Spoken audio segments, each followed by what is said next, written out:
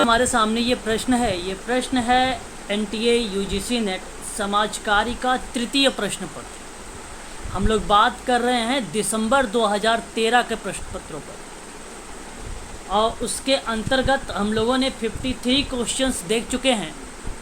आज हम लोग बात करने वाले हैं 54 क्वेश्चंस, जो दिसंबर 2013 का प्रश्न सोशल वर्क में पूछा गया था वो प्रश्न है। और आज का ये पहला प्रश्न आप सभी के लिए है। और आया था प्रश्न इस तरीके से कि सूची 1 को सूची 2 से उसके साथ आपको सम्मिलित करना था। तो ज़रा मुझे बताइए, जो सूची 1 है विभ्रम किसको कहेंगे? विभ्रम यहाँ पर आप मैच करें ज़रा, किसके नाम देंगे विभ्रम का? स्क्रीन आप लोग जूम कर लीजिएगा तो आपको साफ दिखाई देने लगेगा। विभ्रम किसको कहेंगे आप लोग? मिथ्याबोध, हाँ, मिथ्याबोध ही आपका विभ्रम कहलाता है। और द्विध्रुवी विकृति, और ये आपकी अगर मैं बात करूं, जोखिम भरा व्यवहार है ना, पागलपन का एक दौरा का रूप दिया गया है द्विध्रुवी विकृति को। तो जो द्विध्रुवी विकृति है ये मूड विकृति को बताता है, ये आपका सामने वाला मैच कर जाएगा। और अगर हम बात करेंगे मनोभ्रंश के बारे में, मनोभ्रंश जो है एक जैव मनोविकृति होती है ना, ये आप इसको मैच कर देंगे। बेसिकली सीमित सामाजिक मेल मिलाप, सोचने में कमज़ोर है ना, ये बेसिकली मनोभ्रंश का पार्ट बनता है। और अवसाद से जो घिरा हुआ होता है वो द्विध्रुवी विकृति बनती है। और खाने से संबंधित जो विकृति होती है उसको हम लोग बोलते हैं एनोरेक्सिया नरोसा। तो एनोरेक्सिया नरोसा आपका इससे मैच कर जाएगा। आप मैच कर लीजिए, ज़रा ऑप्शन बताइए ज़रा मुझे, कौन सा करेक्ट होगा? ए होगा या बी या सी या D? B is the right answer. Very good, यही आपका सही जवाब होगा। बात करेंगे नेक्स्ट क्वेश्चन पर। 55 हमारे सामने है, आपको सही सम्मिलित करना है। ज़रा मुझे बताइए supervision and education in charity के बारे में। रॉबिसन एक विद्वान है, इनका स्टेटमेंट आता है। तो यहाँ पे सही सम्मिलित की बात है, तो नहीं, रॉबिसन सुपरविज़न में आता है, बिल्कुल ठीक। सुपरविज़न इन सोशल केस वर्क में आता है, यहाँ पे रॉबिसन आता है, ठीक है। रॉबिसन, मैं एक बार आप लोगों को लिख देता हूँ, एक मिनट। रॉबिन्सन का नाम यहाँ पे आता है। जो supervision and education in charity है ये जेफर आर ब्रैकेट का ही नाम आता है, ये आप सही लगाइएगा। ऑप्शन नंबर आपका पहला वाला ही करेक्ट रहेगा। और अगर मैं बात करता हूँ आप लोगों से थर्ड पॉइंट पर, एक मिनट मेरा, अगर हम बात करते हैं थर्ड पॉइंट पर, तो जो ये थर्ड आपके सामने है, learning and teaching in the practice of social work, ये आपका बर्था रेनाल्ड का स्टेटमेंट है, ना कि वर्जीनिया रॉबिसन का है। तो ये आपका उल्टा कर दिया है। सुपरविज़न इन सोशल केस वर्क को यहाँ पे वर्जीनिया रॉबिसन का नाम आता है, और learning and teaching in the practice of social जो वर्क है ये बर्था रेनाल्ड का आता है। और दी learning in education for the professional की अगर हम लोग बात करते हैं तो फ्रेड ए जे किथगैन का नाम आता है।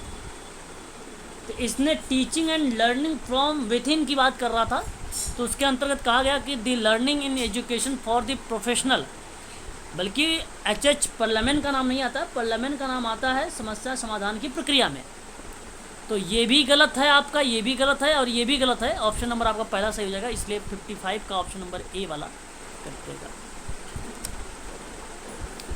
स्पष्टीकरण हो रहा है जी? हाँ, लिख लीजिए फ्रेड ए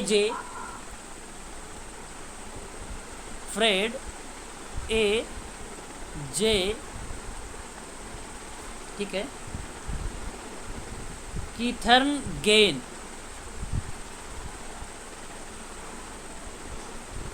नोट कर लीजिए। शाबाश। आगे बढ़ते हैं और नेक्स्ट प्रश्न 56। देखिए ये अप्रोचेज हैं, है ना, अप्रोचेज हैं, ये आपको बताना है ना। अप्रोचेज एकात्मक जो आपका उपागम है, ये अप्रोच जो है, ध्यान रखिएगा, थोड़ा सा इम्पोर्टेंट सवाल है आप लोगों के लिए। ये एडवर्थ का है। किसका है? एडवर्थ का है। और जो नासिकता का उपागम है, कितने लोगों को पता है नासिकता का उपागम? भाई अभी एक प्रश्न और भी आया था, मैंने आप लोगों को पढ़ाया भी था, बताया भी था कि ऐसे कॉन्सेप्ट को आप ध्यान रखिएगा। गांधी जी का नाम आया था, ने दोबारा प्रश्न आया हुआ है। और जो सिस्टम है, व्यवस्था, मैंने ये पीडीएफ भी आप लोगों को दिया है, डनहम के उपागम में आता है। और जो बहुवादी उपागम है, ये आपका जॉन आर जॉनसन का नाम आता है, सॉरी कॉम्स का नाम आता है। तो ये आपका यहाँ पे कह सकते हो बहुवादी को लेकर, है ना, जॉन, ठीक है, आर कॉमनसन का नाम आता है। एक मिनट, ठीक है, हटाना जरा हाथ, ठीक है। ये आप इसको जो है ध्यान रखेंगे आप सभी लोग। इसका सही जवाब क्या होना? ऑप्शन बताइए जरा।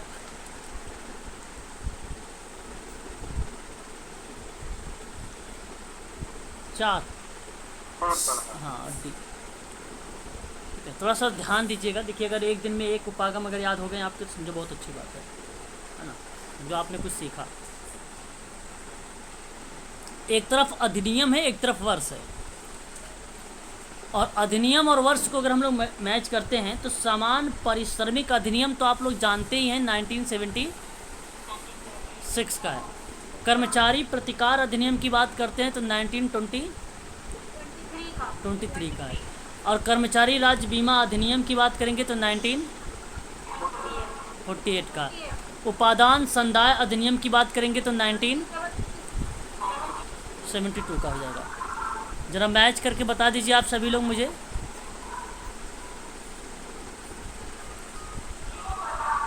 क्या कहना उचित समझे? अच्छा ऑप्शन दिखा दो।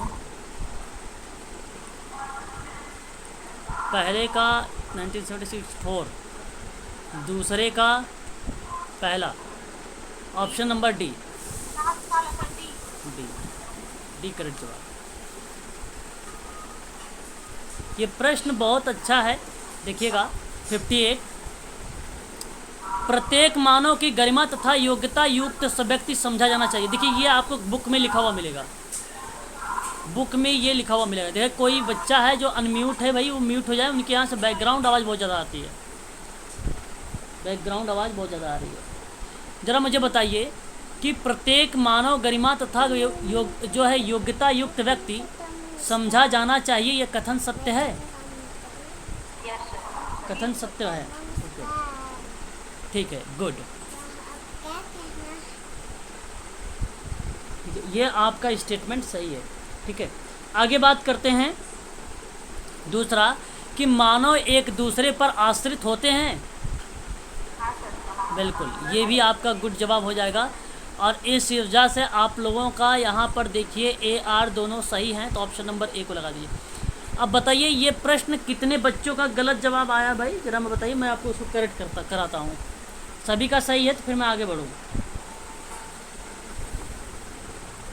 किसी को कोई डाउट इस प्रश्न में है पूछ लीजिए। अप्लाइड टाइप के प्रश्न हैं आप लोगों के लिए। प्रत्येक मानव की गरिमा और योग्यता युक्त व्यक्ति को समझा जाना चाहिए, ये सोशल वर्क में कहा गया है, इसलिए ये आपका ऑप्शन सही रहेगा। और एक जो मानव है वो एक मानव जो है दूसरे मानव पर भी आश्रित होता है, इसलिए आपका ये भी स्टेटमेंट सही है। तो दोनों के दोनों स्टेटमेंट सही है, आपका पहला वाला करेक्ट माना जाएगा। क्वेश्चन नंबर 59 देख लीजिए फिर। क्षेत्रकारी का उद्देश्य कौन सा नहीं है? अब आपको ध्यान रखना है नहीं को, बताइए। कक्ष में दिए गए जो अनुदेश होगा, अनुदेशन का मतलब इंस्ट्रक्शंस जो होंगे, उसको वास्तविक जीवन की स्थितियों के साथ संबंधित कराना चाहिए कि नहीं कराना चाहिए? सही है, तो ये आपका जो है राइट हो जाएगा।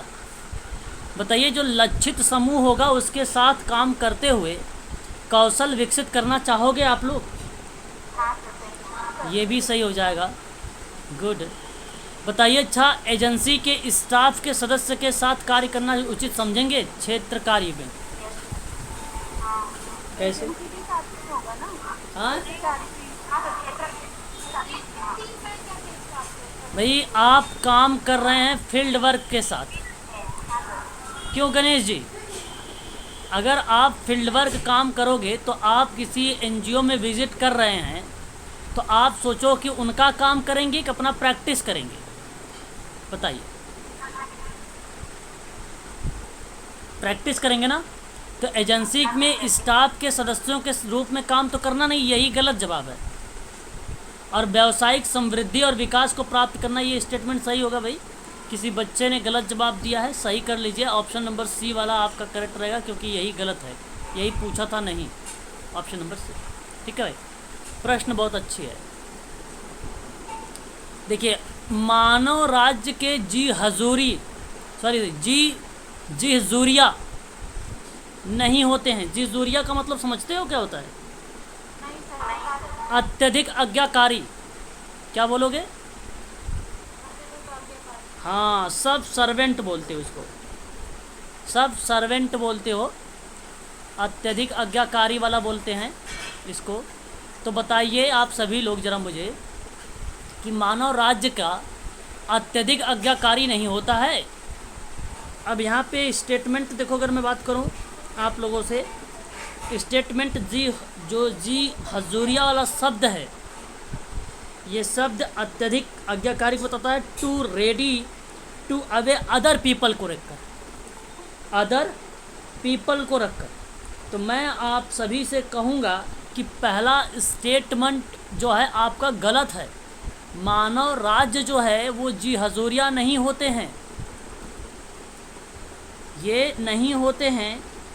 तो ये आपका नहीं होता है, इसका मतलब ये स्टेटमेंट सत्य है, गलत नहीं है, ठीक है। और आगे अगर मैं बात करता हूँ कि सभी मानव गरिमा तथा अधिकारों के संबंध में स्वतंत्र तथा समान जन्मते हैं, तो आप ये भी मुझे बताओ कि अगर सभी मानव गरिमा और अधिकारों के संबंध में स्वतंत्र और समान जन्मते हैं, तो ये बात भी सही है अगर आप कॉमन सेंस लगाते हैं तो।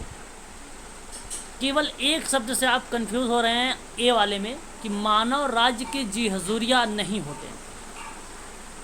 जी हजूरिया सिंपल सी बात है। जी हजूरिया शब्द को समझने के लिए आपको मैं बता दूं, आप इस तरीके से समझें कि क्षमता में उपयोगी, तो मानव राज्य के जी हजूरिया नहीं होता है, तो उसको जो है क्षमता में उपयोगी अधीनस्थ, मतलब अपने अधीन कोई काम नहीं करवाते हो। अब कोई केसवर के साथ काम करोगे तो वो आपके अधीन तो है नहीं, क्योंकि उसकी भी तो चीज़ें होनी चाहिए, क्लाइंट की भी तो चीज़ें होनी चाहिए। और अगर आप अपने तरीके से काम करवाना चाहेंगे सोशल वर्क में, तो वही तो ये कह रहा है कि जी हजूरिया नहीं होता है। तो ये बात तो ठीक है, जी हजूरिया अगर करने का मतलब यही है कि आपके हाँ में हाँ मिले। आप लोग सिंपल भाषा में चापलूसी वाले शब्द को यूज करते हो, यही शब्द यूज करते हो ना आप लोग जी हजूरिया में। हाँ, तो ऐसे शब्द नहीं होने चाहिए, वही शब्द यहाँ पे दिया गया है। ऑप्शन आपका यहाँ पर जो होगा समझने की कोशिश करिएगा, डी वाला करेक्ट होगा। ए भी सही है, आर भी सही है। और ये रीजन्स ये एक प्रकार बताता है कि जहाँ पे अधिकारों के संबंध में स्वतंत्र और समान जन्मते हैं, तो ये प्रतिक्रिया आपको बताने की कोशिश की जा रही है व्याख्या को। हालांकि ये प्रश्न बहुत टफ है, थोड़ा सा केवल शब्दों का फेर है बस। और इंग्लिश में देखेंगे तो आपको इसकी इंग्लिश मिलेगी सब सर्वेंट पीपल, सब सर्वेंट पीपल। सर्वज्ञ के बारे में अक्सर पूछे जाने वाले प्रश्न जो होते हैं, सब सर्वेंट के कुछ समान समानार्थी शब्द को स्पष्ट करता है। अत्यधिक अनुपालन, घोर आज्ञाकारिता द्वारा दिखाया गया या विशेषता, तो कहीं कहीं अधीनस्थ या अधीनता जैसे शब्दों को रिप्रेजेंट करने लगता है ये जी हजूरिया वाला शब्द, ठीक है। ठीक, याद रखिएगा यूनिट नंबर ये मानव संसाधन विकास मंत्रालय, सॉरी जो HRD जो है क्या बोलते हैं उसको, HRD बोलते हैं ना, हाँ सर। HDI, मानव संसाधन सूचकांक, उसी के संदर्भ में ये प्रश्न है ना भाई। आगे अगर बात करते हैं 61 के बारे में, कहता है कि पर्याप्त सूचना प्राप्त करने के उद्देश्य से प्रायः एक दूसरे को अतिव्याप्त करने वाले शोध अध्ययन किए जाते हैं, है ना। क्या आप इस शब्द को क्या बोलना चाहेंगे, आप लोग मुझे क्या कहना उचित समझेंगे, बताओ। पर्याप्त सूचना प्राप्त करने के उद्देश्य से प्रायः एक दूसरे के अति व्याप्त करने वाले शोध अध्ययन किए जाते हैं, क्या ये स्टेटमेंट सही कहना उचित समझेंगे?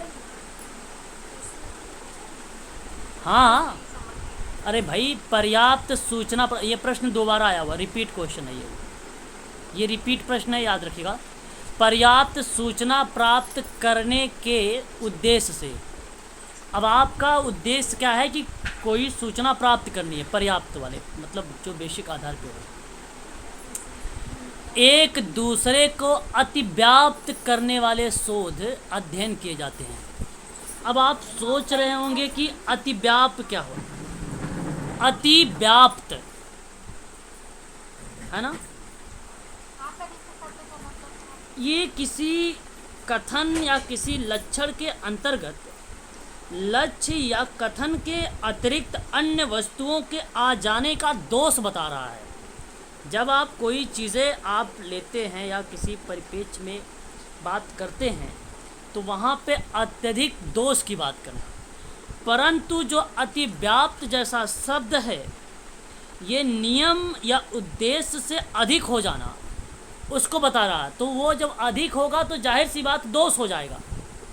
खाना अधिक खा लेंगे तो सिंपल सी बात है आपकी बॉडी को वो नुकसान पहुंचाएगी, आपके शरीर को।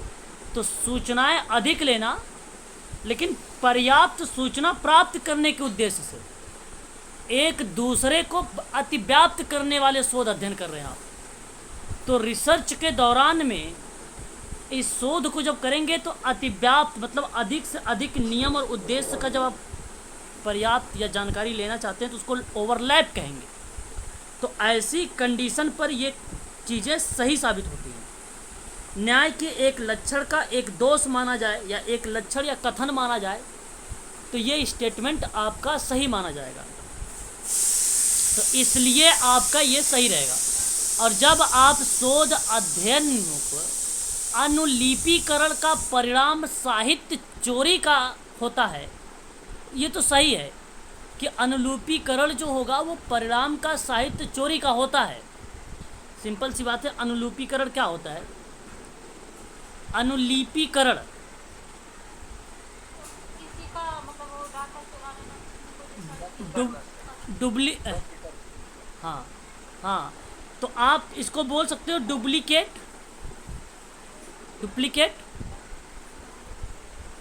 बोल सकते हो। जी सर।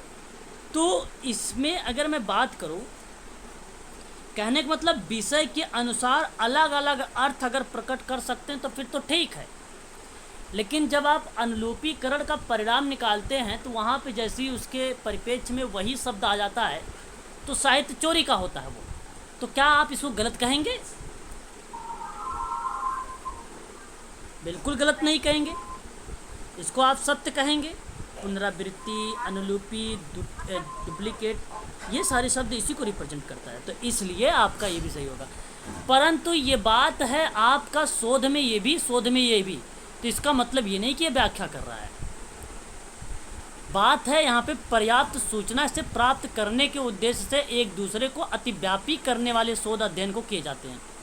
अब तो ठीक है, अत्यधिक नियम उद्देश्य को हम लागू करते हैं, ये बात सही है। ये अलग स्टेटमेंट है और ये अलग स्टेटमेंट है, इसलिए मैं कहूँगा कि इसकी जो है व्याख्या नहीं हो रही है। ऑप्शन नंबर सी का चुनाव करें, ऑप्शन नंबर सी का चुनाव करें। क्वेश्चन नंबर 62 की बात करेंगे। दिए गए आकार के सरल यादृच्छिक, अब ये सैंपल रैंडम सैंपलिंग है, में एक ऐसे सभी उपसमुच्चयों को समान प्रायिकता दी जाती है। क्या आप जो सिंपल रैंडम है सभी लोगों को समान या प्रायिकता देते हैं, सबको एक दृष्टि से देखते हैं? बिल्कुल, ये सही है। क्या जब कंपोनेंट के किसी भी दिए गए युग्म, युग्म का मतलब होता है जोड़ा या कंपेयर, थोड़ा सा होल्ड रखिएगा आप सभी लोग, मैं एक बार, तो मैं कह रहा हूँ कि जब भी किसी कंपोनेंट के किसी भी दिए गए जो युग्म में होता है, पेयर, जोड़ा जिसको बोलते हैं, युग्म के चयनित होने की जो प्रायिकता होती है, प्रायिकता का मतलब होता है प्रोबेबिलिटी, उतनी ही होती है जितनी कि ऐसे किसी भी दिए गए अन्य के युग्म की होगी। नहीं समझे होंगे, मुझे जहाँ तक उम्मीद है समझ नहीं आएगा, फिर से समझिए।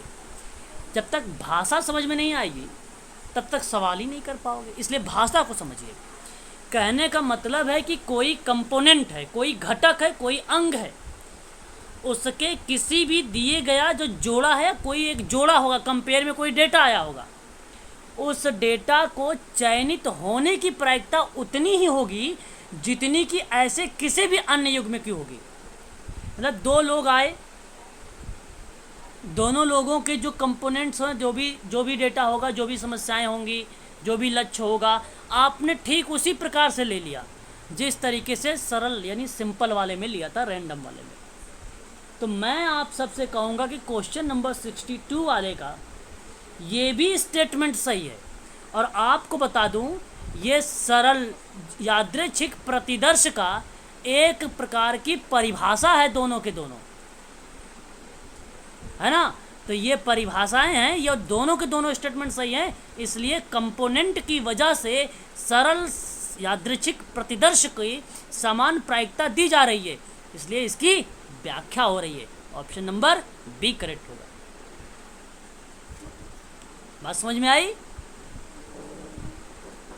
नहीं समझ में आया तो पूछ लो, ऐसा मौका नहीं मिलेगा फिर दोबारा, टाइम है। चलो फिर आगे बढ़ते हैं। ऑप्शन यहाँ पर आपका बी वाला करेक्ट हो जाएगा। आगे बढ़ते हैं। व्यक्तित्व व्यक्ति की, अब देखिए पर्सनालिटी की बात हो रही है।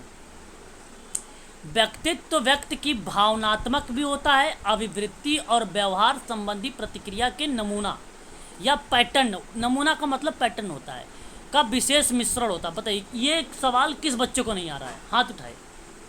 अच्छा दिखाई तो नहीं देगा, हाँ सही है। तो ये इतना सरल सवाल आपको पता हो गया, बहुत बढ़िया।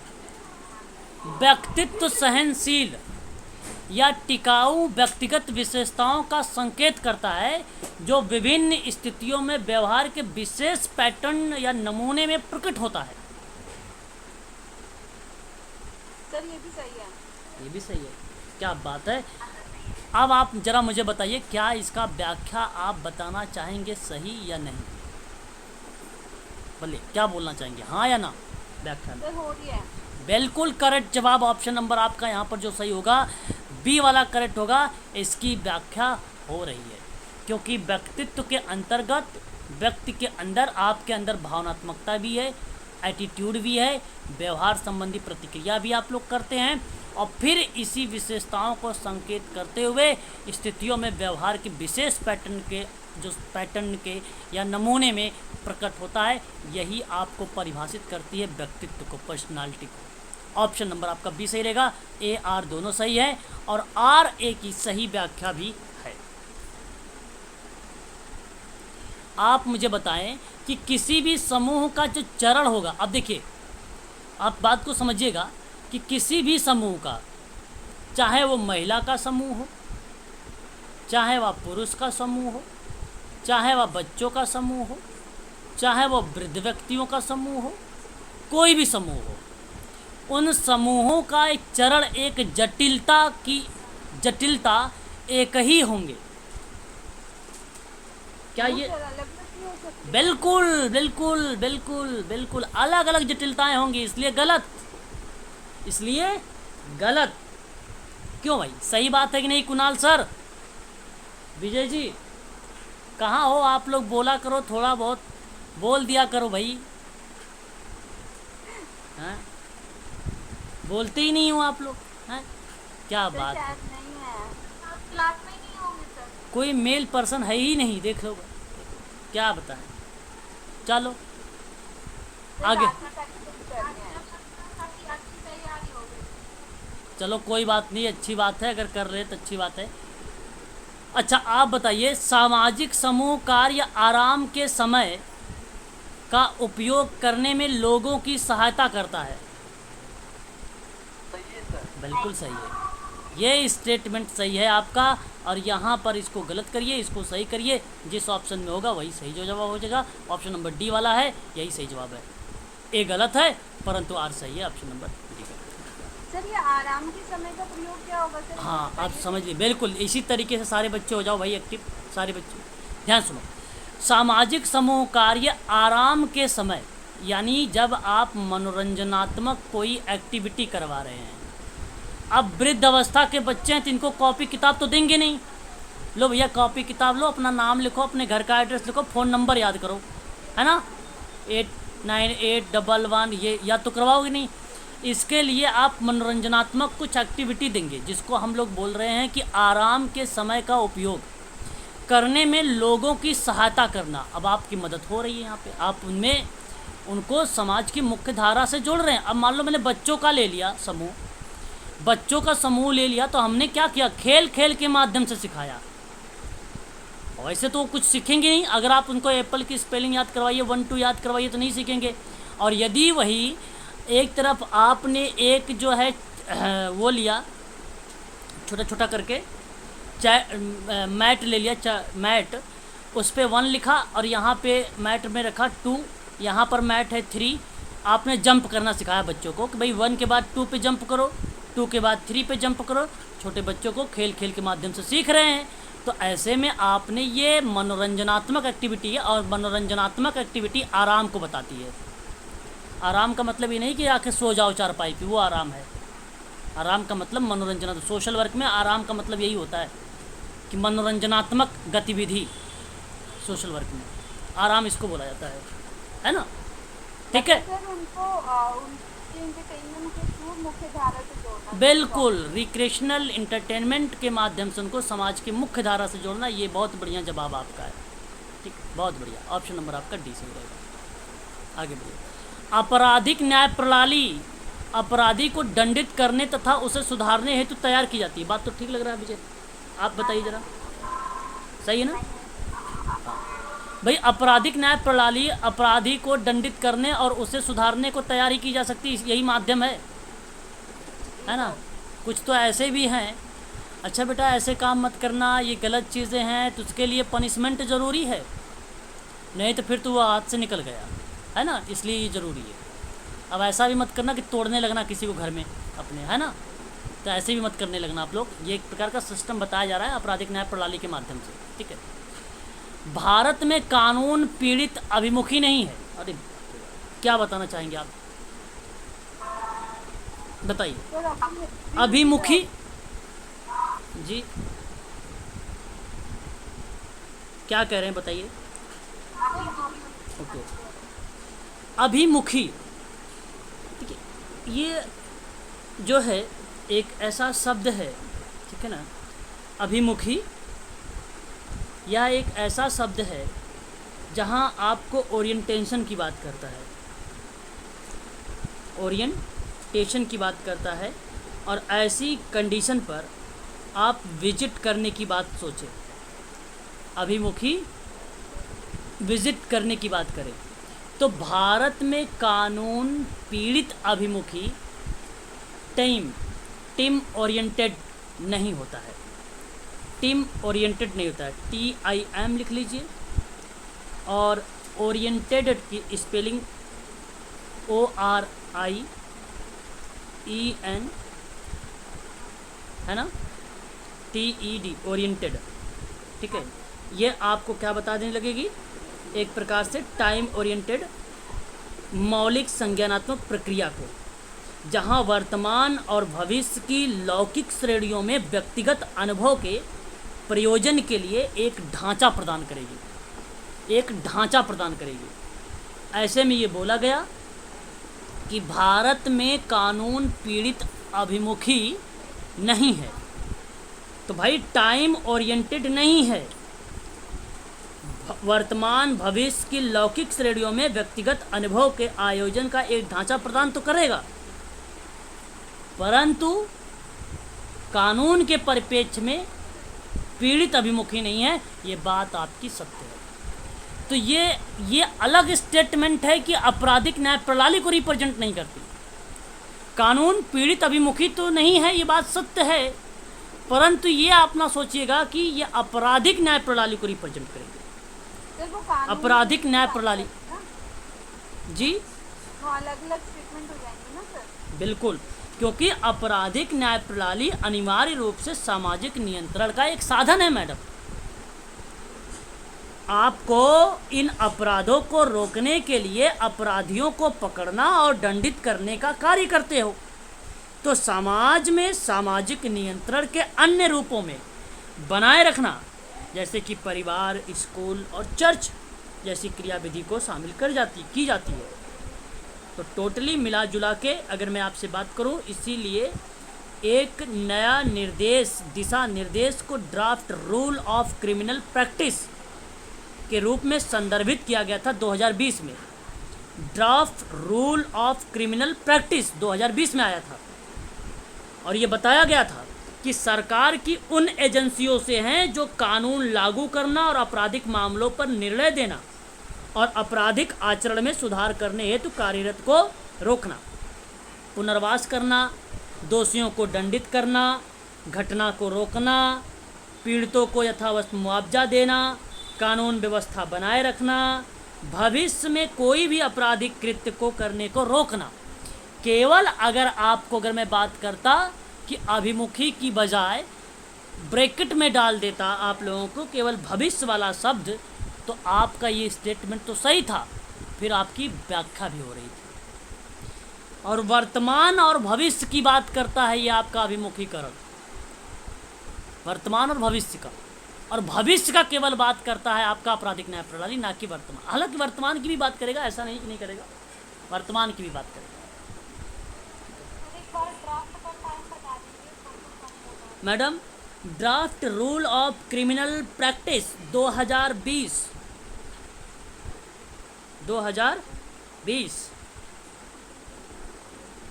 ठीक है, इसी के अंतर्गत जो जेल सांख्यिकी परीक्षण हुआ था, इसी में हुआ था। राष्ट्रीय अपराध रिकॉर्ड ब्यूरो, NCRB जिसको बोलते हो आप लोग, NCRB इसी के अंतर्गत आता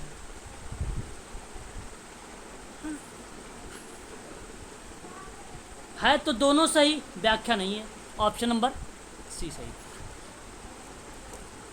सामाजिक शोध में आप बताओ, अध्ययन की योजना बनाओगे तो कैसे बनाओगे, कौन कौन सी व्यवस्था बनाओगे? क्या PhD कैग लगाना उचित समझोगे? तो आप जरा मुझे बताओ, क्या आप यहाँ पे सबसे पहला क्या रखना चाहोगे? आंकड़ों का संकलन तो नहीं रखोगे? सबसे पहले समस्याओं का सूत्रीकरण रखना उचित समझोगे, तो सूत्रीकरण कर लीजिए, नंबर 3 पहले आ गया। फिर आप किस चीज़ को सोचना शुरू करेंगे? फिर आप उद्देश्य बनाना शुरू करेंगे, उद्देश्य।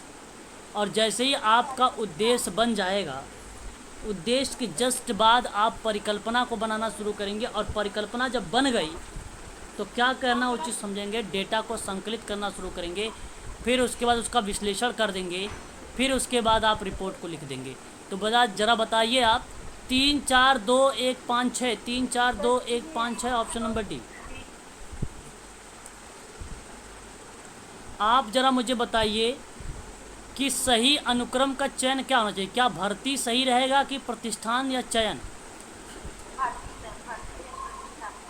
भर्ती सही रहेगा, तो भर्ती कर लीजिए आप, चलो, और चयन को रख लीजिए, प्रतिष्ठान को रख लीजिए, स्थापन को रख लीजिए।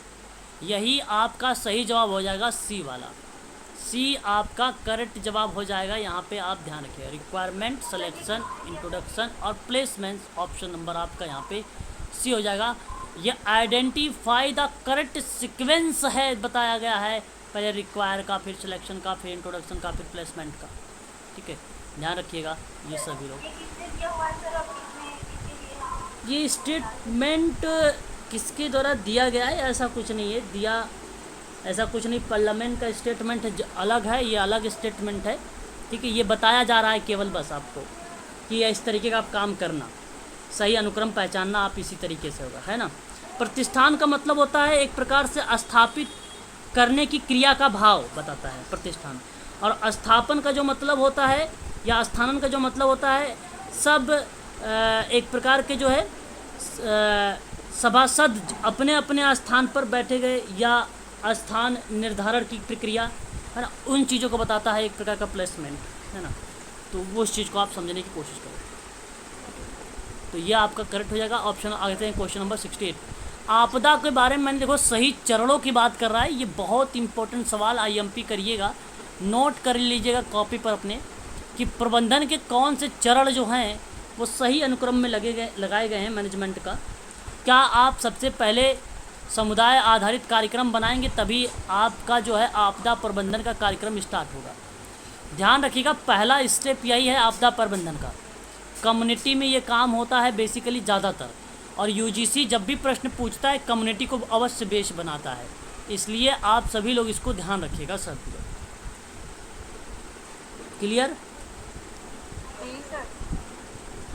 चलो, यदि आप इसको समझ गए हैं तो बड़ी अच्छी बात है। दूसरा स्टेटमेंट आप बताना चाहेंगे यहाँ पे आने वाली आपदा के चेतावनी का संदेह देंगे, तो इसलिए 3 पहला, फिर नंबर 2 पे 1 आ जाएगा।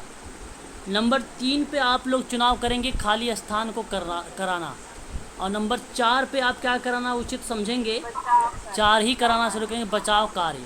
और नंबर 5 पे क्या काम करना उचित समझेंगे, नंबर 5 ही पुनर्स्थापन। नंबर 6 पे पुनर्वास। देखो पुनर्स्थापन पहले आता है, पुनर्वास बाद में आता है, क्योंकि ये समाज की मुख्य धारा में जुड़ गया, मेन स्ट्रीम में आ गया ये, इसलिए मुख्य समाज की धारा जो होती है वो पुनर्वास को रिप्रेजेंट करती है। इसलिए आप यहाँ पर लगा दीजिए 3 1 2 4 5 6, 3 1 2 4 5 6, ऑप्शन नंबर डी करेक्ट हो जाएगा। बताइए जरा कि चरणों को उचित अनुक्रम में लगाइए कि आप कौन कौन से चरण, पहले आप क्या करेंगे सोचने पहले आप पूरी लाइन पढ़िएगा। चाइल्ड हेल्पलाइन का फ़ोन कॉल करेंगे, कितना नंबर है, 10 नहीं, चलो भाई ये तो आपको समझ में आ गया। दूसरी बात करते हैं कि बच्चों को केस के ब्यौरे के साथ आपराधिक न्याय दक्ष का मतलब कौशल होता है, अथॉरिटी के समक्ष प्रस्तुत करेंगे। नंबर 3 हो जाएगा कि बच्चों को पकड़कर आश्रय प्रदान करने के लिए अनुमति लेंगे। नंबर 4 होगा कि बच्चों की आवश्यकताओं का आकलन करेंगे, फिर उसकी सेवाएं प्रोवाइड कराएंगे। नंबर 5 आपका हो जाएगा कि बच्चों को आफ्टर केयर में रखेंगे, जिसको उत्तरकालीन देखभाल गृह कहा जाता है। क्या करना सबसे पहला काम करेंगे आप बताइए।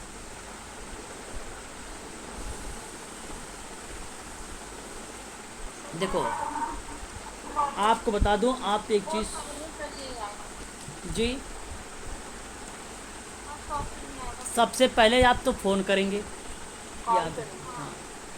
उसके बाद अगर आपको कुछ करना है तो उसके बाद आप बच्चों को पकड़कर आश्रय प्रदान करने के लिए अनुमति लेंगे, है ना। उसके बाद आप क्या करेंगे कि बच्चों को केस के ब्यौरे के साथ आपराधिक न्याय दक्ष के प्राधिकरण को प्रस्तुत करेंगे। भाई जाहिर सी बात है पहले यही काम करेंगे तभी तो इसके पास आएंगे, अथॉरिटी के पास।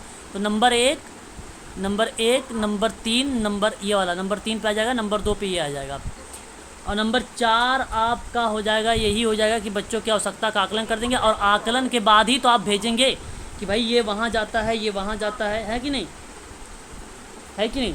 तो इसलिए आप ध्यान रखेंगे, नंबर 4 आ जाएगा, फिर नंबर 5 आपका सही जवाब हो जाएगा। ऑप्शन में देख लीजिए 1 3 2 4 5, 1 3 2 4 5, हाँ ऑप्शन नंबर बी।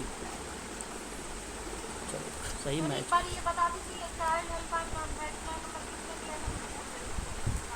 जीरो क्या नाम था उसको, हाँ बिल्लो मोरिया, हाँ 0 बिल्लो मोरिया,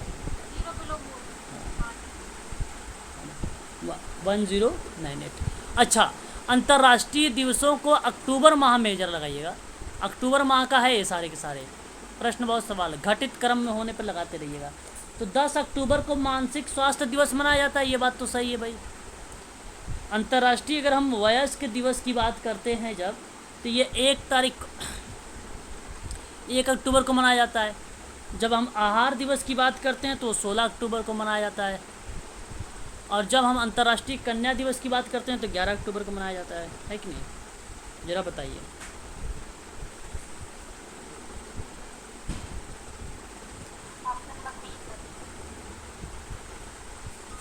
ऑप्शन 11 अक्टूबर 2 1, हाँ बी। बी कहाँ से हो गया? गलत जवाब। एक नहीं होगा। एक एक, फिर 4, फिर 3। अगर आपका हाँ, आपका डी सही होगा। डी। भाई वही काम है, आप देख सकते हैं यहाँ पे प्रश्न बहुत सरल है, सिंपल सी बात है, आपको लगाना है, आप कर लोगे। बुढ़ापा। बुढ़ापा मूलतः एक जननांगीय रूपांतरण का परिणाम है जो है बहुआयामी, द्विआयामी, त्रिआयामी, एकल आयामी। अब आप सोच रहे होंगे कि ये सर कहाँ से प्रश्न दे दिए। भाई ये गद्यांश में लिखा हुआ है, कहाँ से बहुआयामी है? क्या? बहुआयामी प्रक्रिया बनेंगे। चलो अच्छा। ठीक है। सामान्यतः बुढ़ापा का वर्णन बूढ़े होने की प्रक्रिया के रूप में किया जाता है। जीवन के चक्र जो होता है जटिल हिस्सा होता है, मूलतः बहुआयामी प्रक्रिया मानी गई है। तो ये तो जीवन चक्र है जननांगीय रूपांतरण का अध्ययन में। ओके, तो यहाँ पर आपका सही जवाब क्या हो जाएगा? Multi dimension. नहीं सर, तू होगा तो ही आया कैसे भाई? सर। सीओवीसी पैसे में नीचे लिखा हुआ है बुढ़ापा इसलिए आया मुझे नाम के ऊपर। Okay okay okay okay okay, एकदम नीचे लिखा हुआ है। कौन से पैराग्राफ में? चलो देखो। हाँ ये रहा, ये देखो, ये मूलतः गलत कर गए मैडम आप कोई। मूलतः बुढ़ापा एक द्विआयामी जननांगीय रूपांतरण का परिणाम है जिसकी संख्या, मात्रा और जनन क्षमता है ना भाई। ये सही जवाब बताया आपने, द्विआयामी होगा भाई। गलत जवाब यहाँ पे, ये जननांगीय रूपांतरण है मैडम, जीवन चक्र नहीं। जीवन चक्र आपका बहुआयामी है ना, जीवन चक्र। ये जननांगीय जो रूपांतरण है वो आपका द्विआयामी, देखो यहाँ पे लिखा हुआ है, इसलिए आप यहाँ पे लगाइए बी। देश में वृद्ध व्यक्तियों की बढ़ती हुई गरीबी और वंचन का कारण क्या हो सकता है? बताइए भाई, गरीबी बढ़ रही है, उसका कारण बताइए जरा मुझे, फटाफट बताइए। नहीं मिला, ढूंढूं मैं?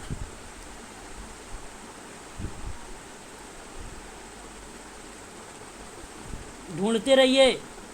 व्यक्तियों की बढ़ती हुई गरीबी का वंचन का कारण क्या हो सकता है? व्यक्तियों का बढ़ती हुई वृद्ध, जो देश में वृद्ध व्यक्ति की बढ़ती हुई गरीबी है, वृद्ध व्यक्तियों के लिए क्या हो सकता है?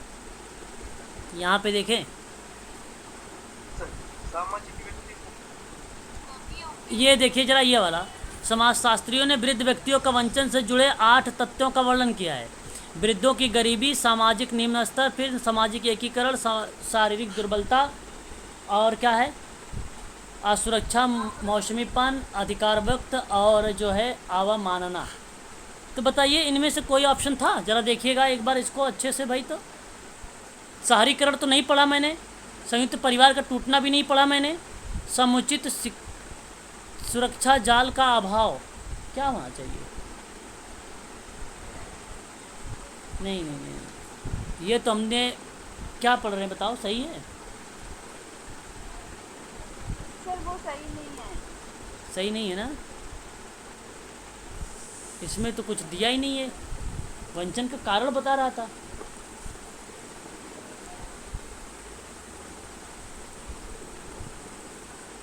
वंचन का कारण पूछ रहा था ना, जी सर। और वो तो कारण तो है नहीं। वंचन के 8 व्यक्तियों का समाजशास्त्र में वर्णन किया गया है। कारण आप बताइए जरा क्या होना चाहिए भाई? देखो, समुचित सुरक्षा जाल का अभाव हो सकता है भाई।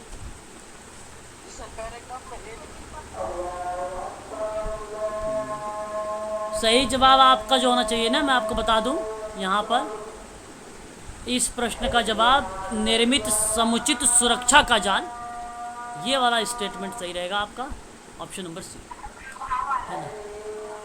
आवाज़ आ रही बैकग्राउंड क्या? अच्छा अच्छा, बस बस हो गया हो गया। देखिए, वृद्ध व्यक्तियों में व्याप्त वंचन में शामिल, अभी देखो पढ़ा था आपने, गरीबी और सामाजिक निम्न स्तर शामिल था। और देखो यहाँ पे मटरता एवं जनन क्षमता का ह्रास होना, ये शामिल नहीं किया गया है, इसको काट दीजिए। इसको काट दीजिए। और सामाजिक एकीपन और शारीरिक दुर्बलता, इसको शामिल कर लीजिए। 1 और 3 को लगा दीजिए, जहाँ पे मिलेगा ऑप्शन वही सही हो जाएगा। कोड आप देख लीजिए, 1 और 3 ऑप्शन नंबर सी में दिया गया, ये करेक्ट हो जाएगा। वृद्ध लोगों की स्थिति में के लिए जिम्मेदार तत्व कौन सा हो सकता है? जिम्मेदार तत्व क्या हो सकता है भाई? अभी एलिमेंट तो आप देख रहे थे, सामाजिक, आर्थिक और सुरक्षा भी हो सकती है आपकी व्यक्तिगत, है कि नहीं? परंतु ये विकासशील देशों का यहाँ पे देखते हैं, ज़रा सा थोड़ा सा वो ऊपर चलते हैं। यहाँ पे देखिए, जननांकीय विकास परक प्रक्रिया के साथ सामाजिक और आर्थिक सुरक्षा, है ना। वृद्ध लोगों की स्थिति में जिम्मेदार तत्व कौन कौन से होते हैं? और अनेक वृद्ध व्यक्तियों के नकारात्मक रूप से प्रभावित, फिर युवा पीढ़ी स्वतंत्र हो जाता है भैया ऐसे। युवा पीढ़ी वाला है, युवा पीढ़ी वाला। युवा पीढ़ी ना, यही दोनों होगा। व्यक्तिवाद को विकास नहीं करना ये, बाकी तो ये तो गलत ही है। पहला और तीसरा इसमें भी सही हो जाएगा, ऑप्शन नंबर बी, है ना, ऑप्शन नंबर नहीं सर, लेकिन बीच में तो दूसरा और तीसरा है। कौन सा? बी वाले में तो दूसरा तीसरा दिया हुआ है, देखिए आप ऑप्शन। ये 1 और 3 तो है ही नहीं सर, बी वाले। अच्छा अच्छा अच्छा अच्छा अच्छा अच्छा अच्छा, 1 मिनट देख लेते हैं इसमें। प्रश्न क्या है? वृद्ध लोगों की स्थिति के लिए जिम्मेदार तत्व, जिम्मेदार तत्व क्या हो सकता है? ये तो हो ही नहीं सकता ना, परावलंबन की बात हो रही है, युवा पीढ़ी। युवा पीढ़ी का परालंबन की बात हो रही है, कि स्वतंत्रता की बात नहीं है। हाँ, सही सही सही सही, ये गलत हो जाएगा आपका, पहला दूसरा हो जाएगा। ठीक ठीक, ऑप्शन नंबर ए सही होगा। सही है, अब सही है। विकासशील देशों में निम्नलिखित में से किसे बुढ़ापा का बड़ा खतरा माना जाता है? गरीबी मानी जाएगी, और क्या मानी जा सकती है भाई? बड़ा खतरा गरीबी ही है ना। देखिए यहाँ पे लिखा हुआ, विकासशील देशों में गरीबी वृद्धों के लिए सबसे बड़ा खतरा है। भी है, सुरक्षा भी है सर, ऊपर है, सुरक्षा भी दिया हुआ है। यहाँ पे देखिए, डी होगा परिपक्वता कैसे हो सकती है भाई? सर, देखो ऊपर लिखा हुआ है मौसम पानी। अरे ये तो वंचन से जुड़े 8 तत्व हैं भाई, ये तत्व थोड़ी बात, ये तत्व की बात नहीं कर रहा मैडम। मैंने सवाल किया है विकासशील देशों के परिप्रेक्ष्य में। विकासशील देशों में गरीबी वृद्धों के लिए बड़ा खतरा बन सकता है, ये बड़ा खतरा ही एक प्रकार से गरीबी के लिए। तो गरीबी वृद्ध व्यक्तियों के लिए ऑप्शन नंबर सी तो सही है भाई। यहाँ पे सभी तो ही नहीं होगा, गलत। गद्यांश जैसे लिखा होता है ना, कॉमन सेंस अगर हम बात करते हैं अप्लाइड प्रश्नों में, तब हम अपना दिमाग लगाते हैं, तो सही था आपका कॉमन सेंस के रूप में, वो तत्व को भी शामिल कर लेते फिर हम। लेकिन प्रश्न तत्व को दिया ही नहीं था, केवल खतरा की बात कर रहा था, इसलिए आपका ये सही हो जाएगा। तो यहाँ पर आपका ये पूरे के पूरे सवाल हो गए कंप्लीट, ठीक है ना। ये हो गया आपके सवाल कंप्लीट। अभी और भी मैंने सवाल लिए हैं, जैसे अगर मैं बात करूँ, यहाँ पे देख लीजिए, ये पेपर आपके सामने जो है, ये पेपर है समाज कार्य यूजीसी नेट जेआरएफ परीक्षा 2014 का है। हम बात करने चल रहे हैं, इनमें भी कुछ महत्वपूर्ण प्रश्न है। जैसे अगर मैं पहला ही प्रश्न की बात कर लूँ कि भारत में बच्चों को गोद लेने या दत्तक ग्रहण का केंद्रीय निकाय कौन सा हो सकता है, तो आप बताइए जरा मुझे। CARA कहीं लिखा हुआ है भाई? सेंट्रल एडेप्टेशन रिसोर्सेज, है ना, अथॉरिटीज़ की बात अगर हम करते हैं तो हमारे समझ में ये बात आ जाती है पहले पॉइंट पर कि दूसरा वाला एडेप्टेशन वाला जो है, यही आपका सही जाएगा। आपने नाम सुना है NIPCD PCCD सुना है? ये national institute of public cooperation and child development है। ये बेसिकली 1966 के दौरान लाया गया था, परंतु ये भारत के दत्तक ग्रहण से संबंधित नहीं था, है ना, ये गलत जवाब हो जाएगा। और जो CSWB है, आप तो जानते ही हैं, the central social welfare board है, 1953 का, दुर्गाबाई देशमुख, क्यों दुर्गा, है ना। और NCPCR की बात करते हैं तो NCPCR तो आप जानते ही होंगे, national commission for protection of child right की बात कर रहा है, मार्च 2007 में आया था, है ना, है कि नहीं। तो ये तो सरल सवाल था, ऑप्शन नंबर बी करेक्ट जवाब हो जाएगा। यहाँ पे गोद से संबंधित CARA है, ऑप्शन नंबर बी करेक्ट है। हाँ या ना में बोलिए। अच्छा, दबी हुई भावनाओं को क्या बोलते हैं भाई? कैथोरसिस, विरेचन, भाव विरेचन। अरे दबी भावनाओं को अभिव्यक्त अभिव्यक्ति से हल्कापन महसूस करने को क्या कहेंगे? भाव विरेचन ही तो कहते हैं। ऑप्शन नंबर बी, इसको कैथोरसिस कहते हैं। उदात्तीकरण क्या होता है? भावनाओं की सभी मानव गतिविधियों के साथ परिवर्तन कर देना, उदात्तीकरण हो जाता है। द्वैध वृत्ति क्या होता है? दो परस्पर विरोधी भावों के एक साथ होने की स्थिति को क्या बोलते हैं? द्वैध वृत्ति बोलते हैं। और जो स्थिरण किसको बोलते हैं? निश्चित करने को। जैसे हम मान लीजिए टेलीविज़न है, अब टेलीविज़न में आपने ये दीवार है और इस दीवार पे क्या कर दिया? यहाँ पे टीवी लगा दिया LCD, तो ये स्थिर हो जाता है। तो वही स्थिरण होता है, इसको निश्चित करना एक प्रकार को बताता है। तो ऑप्शन नंबर आपका सी यहाँ पे करेक्ट हो जाएगा, पहले वाले का बी करेक्ट हो जाएगा, है ना। समाज के सदस्यों के व्यवहार का मार्गदर्शन करने वाला मानचित्रण क्या होता है? संस्कृति हो भाई, सिंपल सी बात है कि समाज के सदस्य के जो व्यवहार हैं उनको मार्गदर्शित करने वाला मानचित्र क्या बन सकता है? धर्म थोड़ी बनता है, उसकी संस्कृति बनती है। आदमी कहते नहीं है भाई कि जैसा सिखाओगे वैसा ही तो बढ़ेगा। तो संस्कृति, उसका कल्चर देखा जाता है, किस तरीके कल्चर है उसका, है कि नहीं। धर्म वगैरह नहीं देखता कि भाई कौन सा धर्म का है कौन सा धर्म का नहीं, ये सब नहीं देखा जाता है। ऑप्शन नंबर बी सही है, ये तो बहुत सही सवाल है आप लोगों के सामने, सरल प्रश्न था। समूह वगैरह नहीं देखा जाता है, समकक्ष व्यक्ति वगैरह नहीं देखा। धर्म तो बिल्कुल गलत हो जाएगा, है ना। यहाँ पे जो धर्म लिखा हुआ है गलत हो। ऑप्शन नंबर बी संस्कृति। समझ में आ रहा है कि नहीं समझ में आ रहा है? सर आ रहा है। आ रहा है, हाँ, समझते रहो अच्छे से, आगे बढ़िए। सन्निकटता की भाषा को और क्या कहेंगे? शाब्दिक, संप्रेषण, अशाब्दिक, मौखिक या लिखित?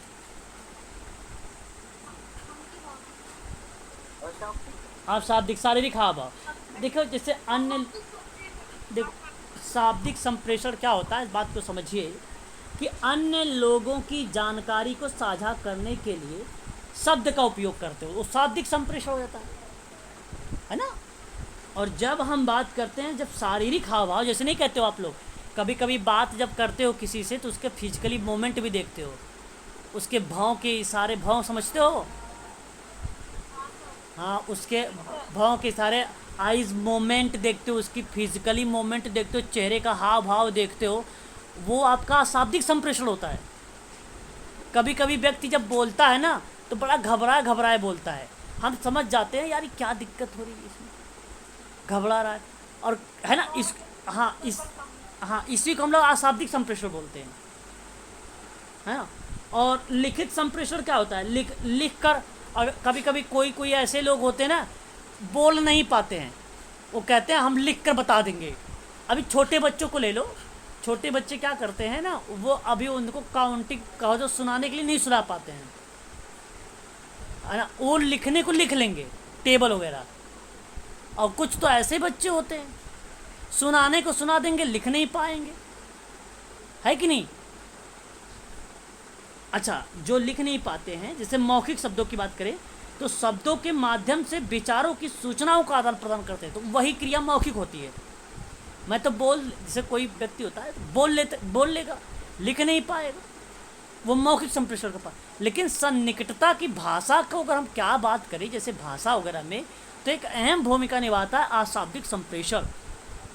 और यहाँ पे याद रखिएगा हाव भाव।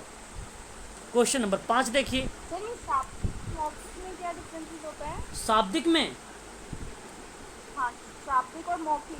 देखिए मौखिक क्या होता है मैडम, कि शब्दों के माध्यम से विचारों को हम सूचित करते हैं, उस सूचनाओं का आदान प्रदान किसके? शब्दों के माध्यम से सूचना देते हैं, शब्द के माध्यम से। जो शाब्दिक होता है वो जानकारी हम साझा करते हैं शब्दों का उपयोग करके। हालांकि दोनों जगह शब्दों का हमने प्रयोग तो किया है, लेकिन जब शब्दों का प्रयोग करके एक रिटन को भी यूज कर देते हैं, हम उसमें लिखित चीज़ों को भी यूज कर देते हैं, शब्दों को समझने का भी प्रयोग करते हैं, किसी जानकारी को देते भी हैं, तो हम शाब्दिक समझते हैं वो। और जब मौखिक में लिखित हो जाएगा तो सटीक शब्द यूज करते हैं, वो वाला हो जाएगा ना सर? हाँ बिल्कुल। मतलब एक और मौखिक में क्या होगा ना, केवल आप विचारों को सूचित करोगे। अब जैसे शब्द तो बहुत सारे होते हैं, शब्दों को समझते चाहिए, विचारों को आदान प्रदान करिए, तो मौखिक। अरे भाई सिंपल सी बात है, आप समझते हो ओरल है कि नहीं, मौखिक तो समझते ही होंगे। ओरल जैसे मैं बोल रहा हूँ आप लोगों से, कभी कभी मैं कभी क्या करता हूँ, लिखता नहीं। अब देखो इस समय लिख नहीं रहा हूँ, ओरली बोल रहा हूँ, समझा रहा हूँ ये शाब्दिक है या शाब्दिक है, तो ये मौखिक संप्रेषण है। अब मैं अगर आपसे ये बात कहूँ, आप लोगों से बताऊँ, यहाँ पर मैं लिखा कि शारीरिक हाव भाव। अब देखिए मेरी बात को समझिए, मैं लिख भी रहा हूँ और आप मुझे देख भी रहे हैं, मेरे फिजिकली मोमेंट को भी देख रहे हैं, तो ये क्या बन रहा है, वह आपका बन रहा है शाब्दिक संप्रेषण। वो आपका क्या बन रहा है, शाब्दिक संप्रेषण। समझ गए? क्वेश्चन नंबर 5, आज का लास्ट प्रश्न कर लीजिए। सामुदायिक भावनाओं में क्या समानिष्ट जो है समाविष्ट नहीं होता है, बताइए। अब तो हम की भावना होती है, क्यों भाई? हाँ, अस्थायित्व तो होता है, अस्थायित्व तो नहीं होता है। अच्छा, अस्थायित्व क्या होता है भाई? जहाँ क्षण भंगुर होने की अवस्था या भाव होती है, क्षण भंगुर है ना, भंगुर उसको बोलते हैं, भंगुर, तो वो उसको बोला जाता है ये अस्थायित्व। ऑप्शन नंबर आपका सी वाला ही सही था, बाकी सारा पाया जाता है आपका। तो ये क्वेश्चन नंबर 5 इतना तक देखे रहिए आप लोग।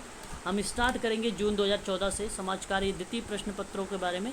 कल की क्लास में शाम 8 बजे से क्लास चलेगी और थ्योरी आपकी 6 बजे से चलेगी। चलो।